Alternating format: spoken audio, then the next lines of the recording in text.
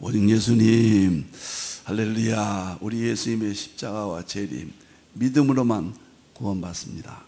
하나님의 말씀 정보, 예수님의 생명, 성령님의 기 에너지, 삼일체 하나님께 찬양과 경배와 영광을 세세토록 돌립니다. 제 인생의 두 번째 생일이라고 하는 것은 2020년 3월 2일 삼일체 본질 실제론 대통일장을 깨달은 날입니다. 삼일체가 무엇인지 이제 알았어요. 삼일체 교리에서 사역론을 거쳐서 본질론까지, 하나님의 본질은 모르지만 사역의 본질론까지 깨닫게 되었습니다. 그래서 삼일체 과학신학 45권이 완성되었다, 이렇게 말씀을 드립니다. 신학자가 되자, 과학자가 되자, 설교자가 되자. 평신도들은 신학자가 되자, 과학자가 되자, 전도자가 되자. 에드워드입니다. 에드워드의 주장입니다. 삼일체 하나님께 다시 한번 영광을 돌립니다. 자, 삼일체 과학신학 기본 이해가 삼일체 과학신학의 조직신학이라고 제가 명명을 새롭게 붙였습니다. 이제 삼일체 과학신학 20권이 대표조서인데 1부, 2부, 4부가 있잖아요. 1부는 5권인데 3권이 나왔고 2권이 이번에 12월 달에, 그 다음에 내년 1월 달에 이렇게 해서 다 나오게 됩니다. 그 다음에 1부 3일론이 지금 2부 3일론이고 1부 3일처로는 이렇게 또 5권인데 3권이 나와 있고 2권도 다 써놨습니다. 한꺼번에 출간할 수 없기 때문에 이제 내년도 봄까지 다 나옵니다. 여러분들께서 3일론, 지금 먼저 3일론을 먼저 하고 있거든요. 3일론 5권만 하면 이것은 과학 위주입니다. 칼빈의 기독교 강요 4권을 방향을 과학으로 입증했거든요. 제 개인 생각으로는 물리 과학에 있어서 그 실험 물리학과 그 다음에 그 수학 물리학, 이것은 이론 물리학이라고 그러죠. 이것은 우리는 못합니다. 그러나 그들이 성공해서 입증해놓은 물리의 열매들, 그리고 과학사, 그리고 과학철학, 이런 측면을 충분하거든요. 성경을 입증하는데. 거기에 대해서 과학 이론은 이 5권만 먼저 해도 세계 최고급 이론가들이 될 수 있습니다. 그래서 과학자가 되자. 절대로 빈 허구가 아닙니다. 이 5권만 1월 달에 3일째 과학신학 제자훈련원에 내년 상반기 6월 달까지 다 끝날 겁니다. 아마 6월 달에 이 5권만 들어도 세계 최고봉의 과학자가 될 수 있고, 놀랍도록 성경이 새롭게 보입니다. 신학이 회복되고, 목회가 회복되고, 설교가 회복되고, 믿음이 회복된다. 저는 과학의 길밖에 없다, 이렇게 생각을 합니다. 자, 이 책에 대해서 말씀드렸고요. 3일째 과학신학 기본이에 지금 13번째입니다. 오늘은 21세기 과학에 대한 학자들의 여러 주장을 보겠습니다. 과학의 중요성. 학자들이 무엇이라고 했는가? 다니엘서 12장 4절에 보겠습니다. 마지막 때는 과학이 지식이 더한다. 과학이에요. 성경 지식, 과학 지식, 모든 지식이 다 드러납니다. 예수님이 재림하실 때 이 시대거든요. 그런데 예수님께서 허락하신 모든 지식이 계시록과 함께 이 모든 성경 지식, 일반 계시, 과학의 지식 다 드러난다. 저는 그렇게 봅니다. 그 다음에 빨리 왕래한다, 교통이 빨라진다, 이런 의미지만 세상의 모든 것이 빨라집니다. 지금 초스피드 시대잖아요. 그래서 초지식, 초스피드가 21세기 두 기초입니다. 초지식이 없으면 어느 분야든지 몰락당합니다. 초스피드가 없으면 몰락당합니다. 그래서 2016년 다보스 포럼에서 슈밥이 그런 말을 했어요. 20세기까지는 큰 고기가 작은 고기를 잡아먹지만 21세기는 빠른 고기가 느린 고기를 잡아먹는다. 굉장히 의미심장하잖아요. 초스피드, 초지식입니다. 오늘 본문을 잘 이해하시기를 바랍니다. 자, 삼일체 과학신학, 조직신학의 15가지. 제가 15가지 이 책의 주제를 이제는 과학신학의 조직신학이라 이름을 붙였습니다. 오늘은 9번째 21세기 과학의 절대 중요성 3가지가 있는데 오늘은 2번째 여러분과 만나겠습니다. 자, 보겠습니다. 2번째입니다. 지난 시간에는 과학의 권력 그런 측면에서 과학의 초연결성 이런 측면에서 일반 계시 과학은 자연 계시 하나님의 능력과 신성이다 말씀을 드렸고 오늘은 학자들이 과학에 대해서 뭐라고 했는가. 먼저 제가 3분을 소개를 하는데요. 칼빈을 먼저 좀 이야기하고 싶습니다. 칼빈의 기독교 강요 1권 5장 2에 이런 말이 있습니다. 유명한 말이에요. 과학에 대해서. 저는 이것을 좌우명으로 삼고 있거든요. 제가 과학을 해야 되는가 안 해야 되는가. 칼빈의 기독교 강요에서 제가 확신을 얻었습니다. 1권 5장 2에 이런 말이 있어요. 천체 물리학, 이건 우주 물리학입니다. 지금 말하면은. 2번째 의학, 3번째는 자연과학. 자연과학은 지금으로 하면 양자역학이죠. 그러니까 우주 물리학, 양자역학, 지금으로 말하면은 의학, 이 3가지를 연구하면 하나님의 세계를 통찰하게 된다고. 통찰이라는 말을 썼어요.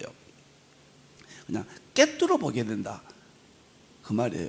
그래서 제가 2006년도에 먼저 건강을 의학이니까 제가 할 수 있는 것은 의사들의 의학이 아니라 성경 건강을 연구하기 시작해서 책을 10권을 쓴 겁니다. 그리고 천체 물리학인 2008년도에 별로 본 하나님의 창조 세계, 이게 천체 물리학이거든요. 그때 쓴 거예요. 그리고 2011년도에 호킹의 우주 물리학의 허구성, 이것은 양자역학 가지고 호킹은 다 설명하거든요. 호킹의 물리학은 모두 양자역학입니다. 블랙홀과 다중우주론이거든요. 제가 칼빈의 기독교 강요 1권 5장 2의 근거에 의해서 결심을 더욱 굳세게 하고 흔들리지 말자. 그리고 어거스틴의 과학이론, 과학과 신학의 통합 방향을 잡았거든요. 그래서 제가 2006년도부터 지금 2023년도니까요. 이제 며칠 있으면 2024년도가 되겠습니다. 연구를 이렇게 해서 3일째 통합신학 250권, 3일째 과학신학 25권, 놀랍게도 24년도부터는 3일째 과학신학 제자훈련원을 문을 열어서 제 일생일 때 이제 마지막 제 인생의 후반기를 연구의 세계로 몰입하게 되었습니다. 칼빈의 기독교 강요가 기가 막힌, 정말 성경을 가장 잘 대변하는 명저서 중에 명저서입니다. 또 이런 말도 있죠. 이권에서는 과학을 거부한다면은 태만의 벌을 받아라. 태만의 벌을 받아라.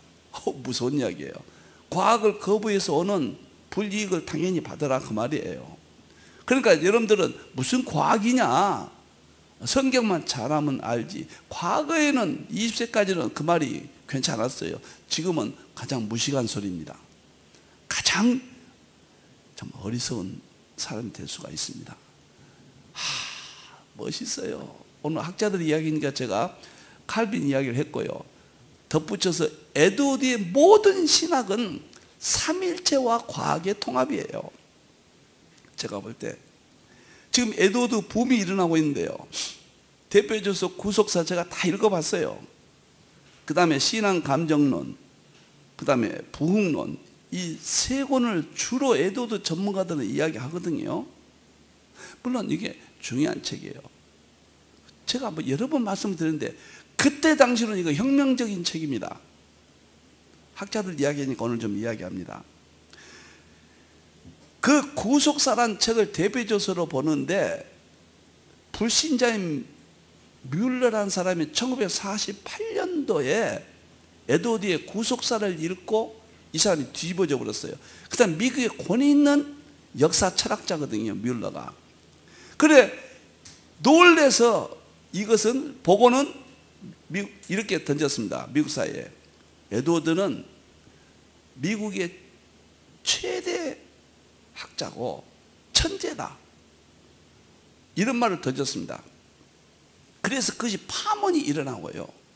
그래서 에일대에서 에드워드의 설교집과 명상로 논문을 다 모아가서 27권으로 정리를 해서 후대 학자들이 정리해서 오늘날 에드워드가 신학이 정립되게 된 건데, 에드워드의 핵심은 삼일체와 과학의 통합이에요.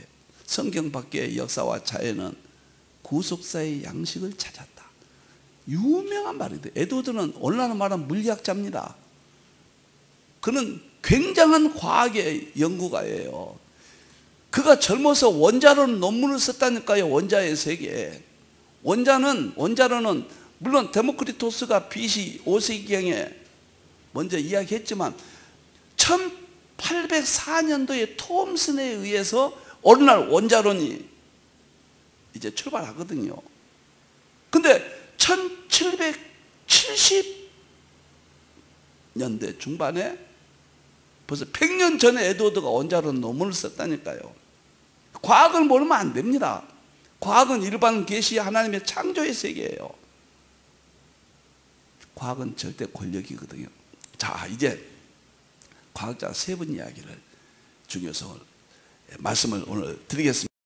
먼저 김동건 교수인데 영남신학교대학 조직신학 교수인데 참 훌륭한 교수님입니다. 시대의 언어로 시대의 관심을 반영하는 신학을, 시대의 언어를 과학이라고 했어요. 오늘 이 시대에 언어는 세 가지가 있습니다. 문자를 보는 언어. 첫째, 구약은 상징 비결론이에요. 동물, 식물, 천체계 상징이 언어입니다. 구약은 상징을 모르면 구약을 못 읽어요. 그 문자를 못 읽습니다. 신약은 철학 인식론입니다. 초림은. 그리고 종말 재림 때는 과학 실제론이에요. 그래서 새로운 언어가 지금은 마지막 과학 실제론이다. 상징 비교론과 철학 인식론과 여기까지만 왔는데 과학 실제론 보여주고 입증하는 실제론이 언어다. 저는 그렇게 확실합니다. 이 세 가지는 자연에서 나온 세 가지다. 뭐 지난 시간에 말씀을 드렸죠.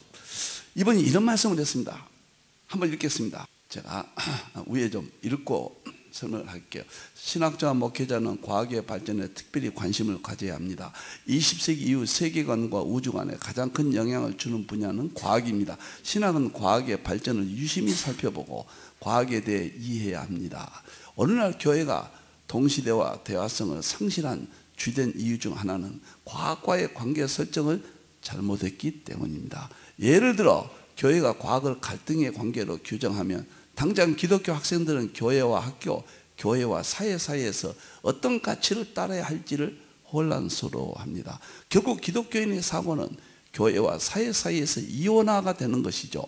저는 과학과 신학이 하나의 실제에 대해 서로 다른 차원적인 해석을 통해 상호 보완적이 될 수 있다고 믿습니다. 신대원에서 최신 신학, 현대 신학을 가르치는데 목회자가 될 대학원생들에게 달마다 뉴턴이나 과학동화 정도는 꼭 읽으라고 주문합니다.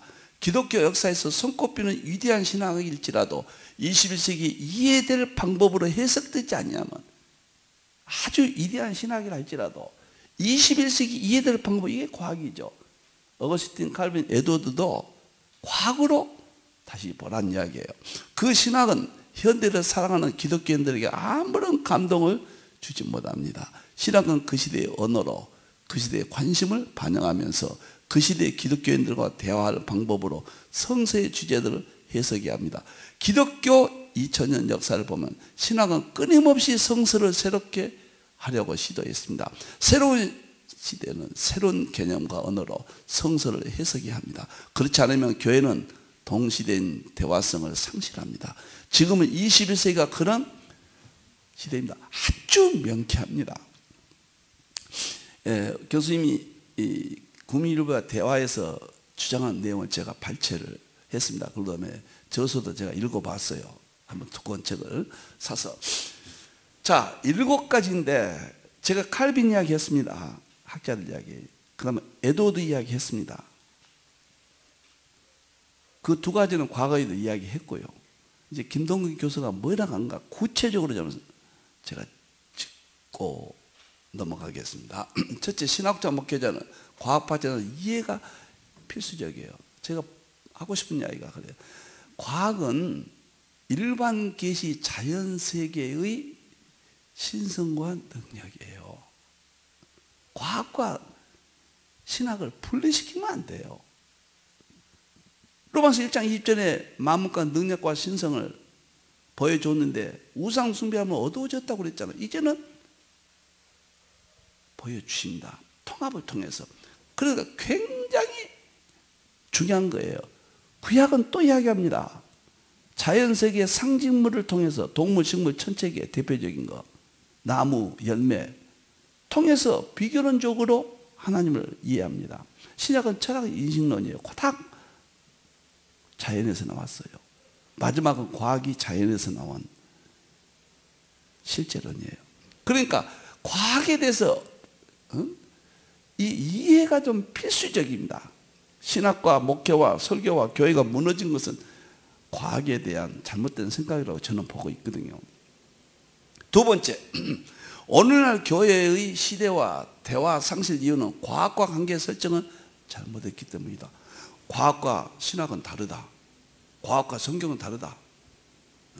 잘못된 과학자들이 교회를 비판하고 성경을 비판하니까 우리하고는 상관없다.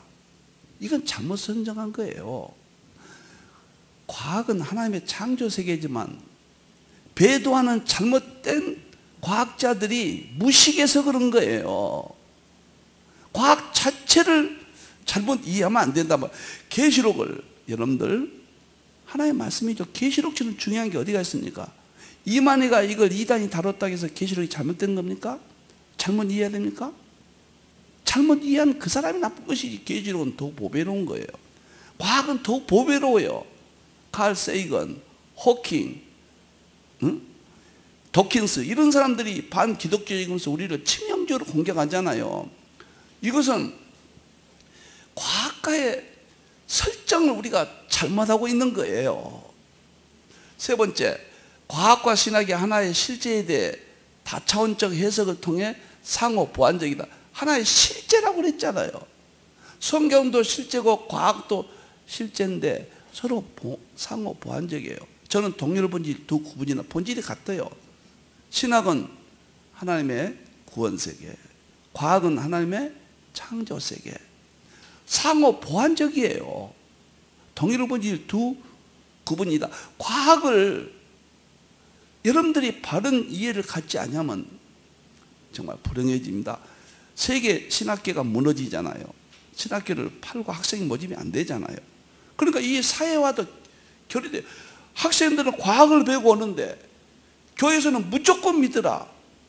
그것은 진리였지만 20세기까지 거기에다가 보여주고 입증해 주면서 믿으라. 그러면 사회와 분리가 안 되죠. 청년들이 왜 교회를 나갑니까? 납득이 안 되거든요, 성경이. 그래서 3번째, 상호 보완적이다. 4번째는 뉴턴이나 과학 통화 정도는 목회자가 될 신학생들이 꼭 읽으라고 주문한다. 저도 좀 특별히 관심 있는 사람은 그렇게 읽으라고 제가 주문하고 있습니다. 저는요, 과학을 어떻게 연구했는가? 2006년도부터 본격적으로 연구했다. 수없이 이야기했고, 우주 물리학을 한 권 썼고, 양자 역학도 한 권 썼지만은 건강에 대해서 10권을 제가 저술을 했고, 지금도 힌들 포털에 들어가면 무료로 PDF로 드립니다. 저는 이렇게 연구했습니다. 첫째, 책을 많이 샀습니다. 살 수 있는 대로 사고, 지금도 과학 신간이 나오면 반드시 삽니다.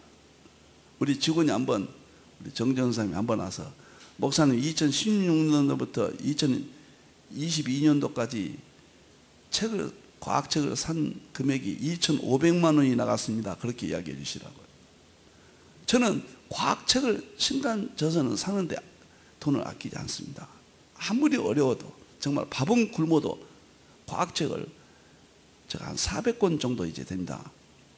이것을 혼자 공부를 했습니다. 두 번째 공부는 신문 3가지를 보고, 제가 새벽마다 공부를 끝내고는 반드시 신문을 보고, 과학에 관련된 기사는 반드시 스크랩합니다.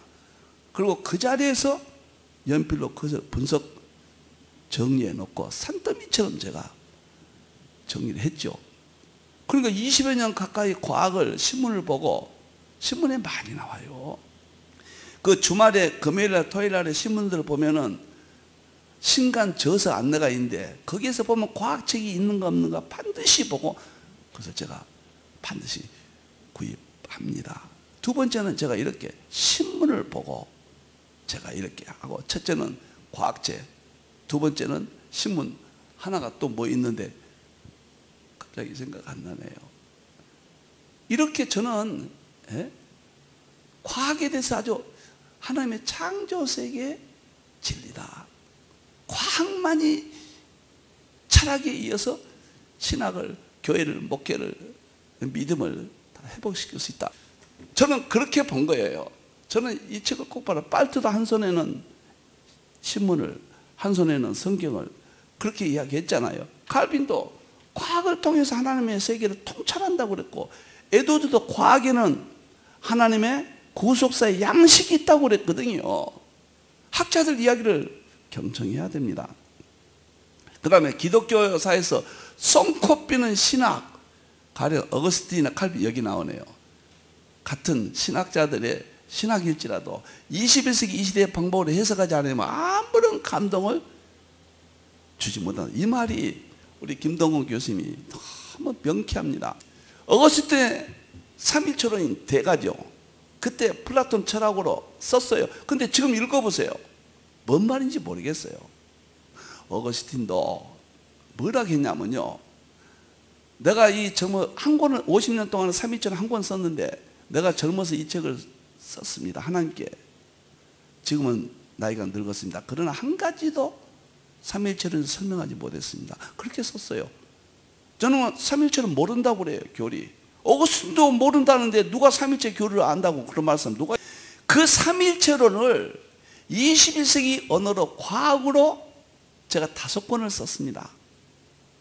핵심만, 그 외에도 많이 썼지만, 이것이 삼일체 과학신학 20권의 제1부 어거스틴은 삼일체론의 완성이에요. 그러니까 삼일체론이 뻥 뚫려버려요. 저는 교리 자신 있습니다. 과학으로 보니까 삼일체론 교리가 40년 동안 몰랐던 삼일체 교리가 이제 자신 있습니다. 여러분들요, 제자 훈련에 오십시오. 1월달부터요. 엄청난 세계를 과학을 통해서 보게 되는 거예요. 칼빈의 기독교 강연 정말 무슨 말인지 몰라요. 어거스틴의 삼일체론도. 그 위대한 정말 최고 신학자들이나 알지, 목회자들은 쉽게 접촉이 잘 안 돼요. 그것을 제가 2부 대표적으로 20권 중에서 5권 칼빈의 삼일론, 그래가지고 1권, 2권, 3권, 저도 내용은 21세기 내용을 했다고 말이에요. 그때 당시 연구해봐야 이미 학자들이 다 해놨어요. 우리가 지금 해야 될 의무감이 없어요. 그대로 받으면 돼요. 그러나 감동을 주려면은, 정말 감동을 주려면은 21세기 과학을, 언어로 해야 된다. 에드워드도 마찬가지예요. 지금 27권 에드워드 지금 출간되는데 제가 많은 것을 읽어봤는데, 정말 그때 당시로는 명품이지만 지금은 감동을 못 줘요.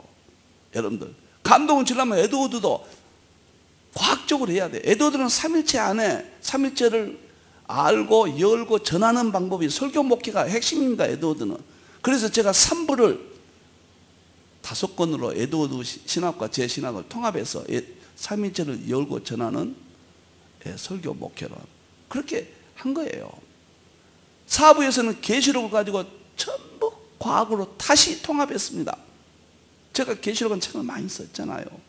과학과 계시록이 통합이 안 되면은 안 된다고 봅니다. 저는 그걸 몰랐거든요. 2016년부터 쓰기 시작해서 이제 5권이 완성이 돼 있습니다. 그래서 우리 교수님의 이 이론은 지금 이론으로 설명을 하라. 계시록도 지금 이론 과학으로 설명을 하라. 6번 2000년 기독교 역사에서 신학은 끊임없이 성경을 새롭게 했다.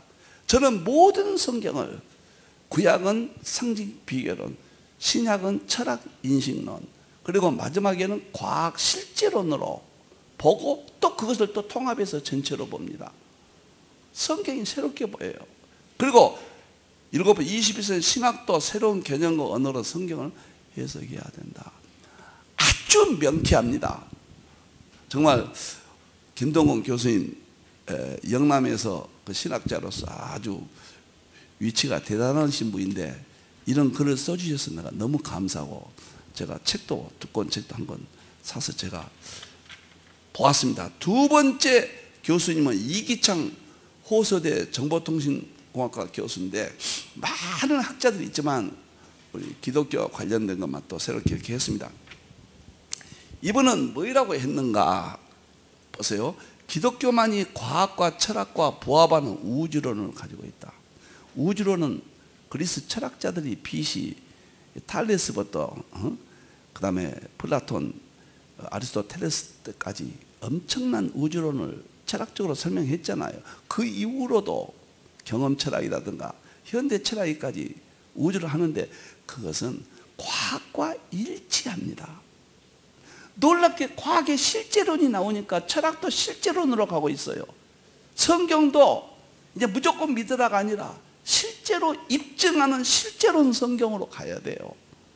성경에서 철학이 나왔고 과학이 나왔거든요. 너무너무 좋은 시 20세는 여러분들 태어났다는 것은 날마다 웃고 다녀야 돼요. 지금 몰락하면서 새로운 세계가 뜨는데 그 새로운 세계 우리가 주인공들이에요. 특히 한국계는 엄청난 일이 벌어집니다. 보세요. 오랜 연구 결과 이 세상의 모든 학문과 사상, 종교 중에서 기독교만이 과학 및 철학과 부합하는 우주를 가지고 종교, 기독교 하나뿐이에요. 철학과 과학에 맞는 것은. 불교 유계는 기독교에서 살짝 훔쳐진, 그들은 훔쳤다고 생각하지 않죠. 자연 속에, 자연 계시 안에 조금씩 가지고 종교를 만든 것 뿐이에요. 다 자연 계시도 하나님에게 나온 거예요. 성경이 진리라는 사실을 확인할 수 있다. 과학을 공부하면 할수록 성경의 진리성과 하나님 존재를 알 수 있게 된다. 기독교는 과학적일 뿐만 아니라 사실상 과학을 초월한다. 제가 초과학이라고 하잖아요. 성경은 비로소 정신세계를 인식하기 시작했다. 반입자, 역중력 및 반물질의 발견, 평행우주 또는 다중우주론 등장이 그 예이다. 이런 것들은 입자는 물론 반입자지만 입자는 역시 38장 4절 다 중력은 시편 33편 6절 입의 기운이 중력이지 뭐입니까? 성령님의 힘, 능력. 반물질, 평행우주, 다중우주로는 성경에 천지할 때 천자가 복수잖아요. 샤마임, 우주가 많다는 뜻이거든요. 다 성경에 있어요. 이렇게 기독교는 우주 만물의 원리와 근원을 설명한 유일한 해답이며 인간에게 올바른 답을 선사하는 유일한 소망이다. 참 우리 학자들이 참 멋있어요. 난 학자들을 존경하고 제가 MBC PD 하면서 이 세상이 돌아가는 거 일반은 종 세계 PD 한 7년 했거든요. 많이 깨달았습니다. 그런데 하나님 은혜로 제가 광신대학교 교수로 정년 퇴임했는데요. 교수하면서 신학적 감각을 많이 익혔어요. 그리고 목회 은퇴하고 이제 신학과 특별계시, 일반계시, 자연 이 세상과 통합하는 이 눈을 제 인생을 통해서 결론으로 연구하고 있습니다. 삼일체 과학신화 20권이 제 대표 저서입니다. 이 놀라운 지금 기본 이해가 얼마나 중요한 책인지 모릅니다. 이 책이요. 기본 이해라니까 간단한 이게 조직신학이에요. 21세기. 저는 그렇게 봅니다. 이 책부터 1월 달에 합니다. 이 책 한 권 이틀 만에 새롭게 정립하고 바로 2월 달에는 우주물리학과 창조세계 엄청납니다. 제가 이 책이 이제 이달에 나오는데요. 일주일 후에 나오는데 아는 목사님들 그렇습니다. 이 책 집으로 배달될 때 12월 말경이나 전후로 배달되니까 택배가 오는지 문 밖에 나가서 기다리라고 그랬습니다. 그만큼 저는 중요하게 생각하고 1월 말이나 2월 달은 양자적 가까이 예수님의 세계는 용서하십시오. 세상이 뒤집어져 버립니다.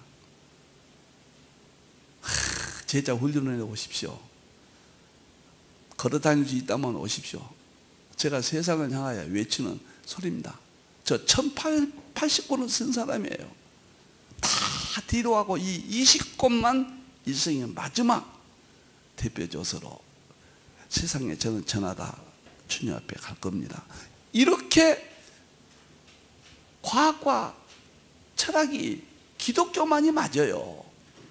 그 일반 계시예요. 여러분들이요. 그래서 얼마나 중요한지 모릅니다. 세 번째요. 장하선 교수님. 캠브리지 대학의 석좌 교수죠. 장하선 교수님. 이번 과학, 철학, 과학사 이쪽에 상당히 권위자입니다. 우리나라 사람으로서. 자, 이분이 뭐라고 했는가 보겠습니다. 뒤에 좀 요약해놓은 것이 있습니다. 시간이 많이 갔기 때문에 요약해놓은 걸 보겠습니다. 이분이 학자들을 제가 오늘 소개합니다. 과학자들이 모두 동의하는 정설도 세월이 가면 변한다. 과학자들은 자연의 세계는 변하지 않습니다. 근데 그것을 깨닫는 학자들이 처음에 깨달은 것보다 나중에 갈수록 깊이 깨달아요. 그게 변한다는 이야기예요. 성경은 변하지 않습니다. 완성이 됐어요. 신학자들이 깨닫는 것이 세월이 갈수록 변해요. 그런 뜻이에요. 그 다음에 과학이 400년 전 유럽에서 처음 등장했을 때 종교나 전통 학문이 누리고 있던 지적 권위를 빼앗아오는 일이 있었다.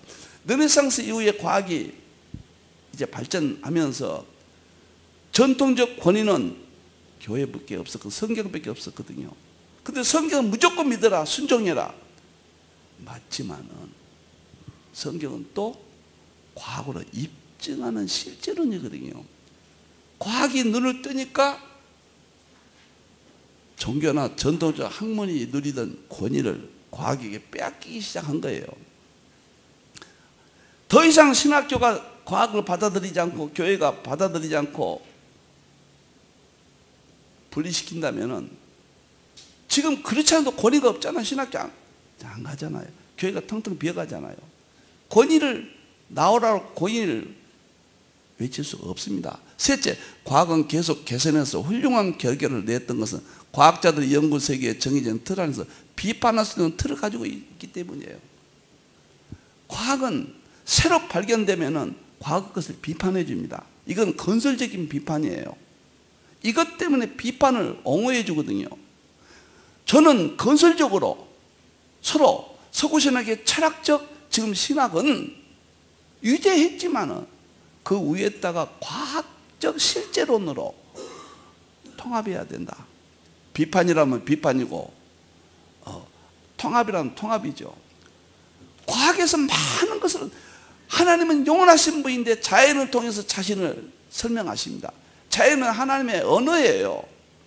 그것이 구약 상징 비교론이고 신약 철학의 인식론이고 정말 계시 보여주고 입장은 실제론입니다. 그 다음에 네 번째, 과학이 훌륭한 것은 가설과 검증을 통해 하나의 지식을 만들어냈다. 과학은 처음에 자연세계를 조금 알 때는 가설과 이렇게 가설과 검증을 통해 가설을 해놓고 검증한 겁니다. 제가 블랙홀은 지옥 가설을 세워서 책 한 권 썼습니다.